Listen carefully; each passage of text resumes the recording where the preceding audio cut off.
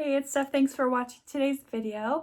I'm going to be doing an update on my Pan Those Eyeshadows project, so if you're curious, please keep on watching. Because this was my first month doing this project, I do not have any new roll-ins, which I'm so sad. But I have a lot of good progress, so I'm just going to go alphabetically. And the first shade comes out of my Anastasia Beverly Hills Sultry palette, and it was the shade Cyborg. Now, there is starting to be a little bit of dip there, but I think it's also getting hard pan, which is a little disappointing. I might end up scratching it off, but it's still giving me pretty good pigment. So I'm going to wait on that until I absolutely have to. I did use this 13 times in this month. I often paired it with this color Pearl, either on top or in the inner corner. I think those two shades pair really nicely. So yeah, I'm excited to use this a little more. My goal is to hit pan, and I feel like it's going to be a while. The next two shades actually are from my Morphe 9T palette. I'm going to try to do them one at a time and not spoil each other.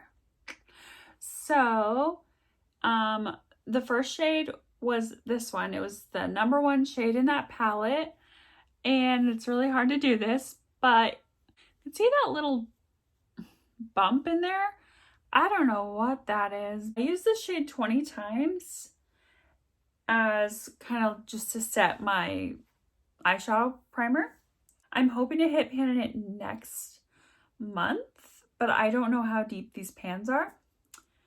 But the very next shade was the fourth shade, and because I'm holding it upside down, it'll be like 1, 2, 3, 4.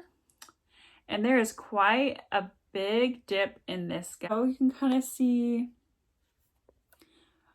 the dip there. I use this as my crease shade almost every day. I use it 19 times. And there was a couple times where I put it all over my lid, which I really enjoyed because that's like a monochromatic eye look.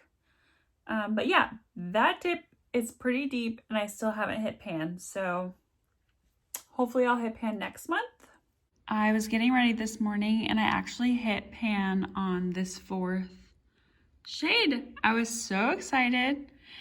I'm going to insert a recording of me randomly selecting a new shade, and I will insert footage of that right now. So as you can see on my spreadsheet, shade 115 is my Tory Bell All That Shimmers, the shade Gold. Just kind of crazy that we're already working on this, but here's the shade. It's never been touched, so I'm excited to try it out, and it's convenient that it's in the same palette.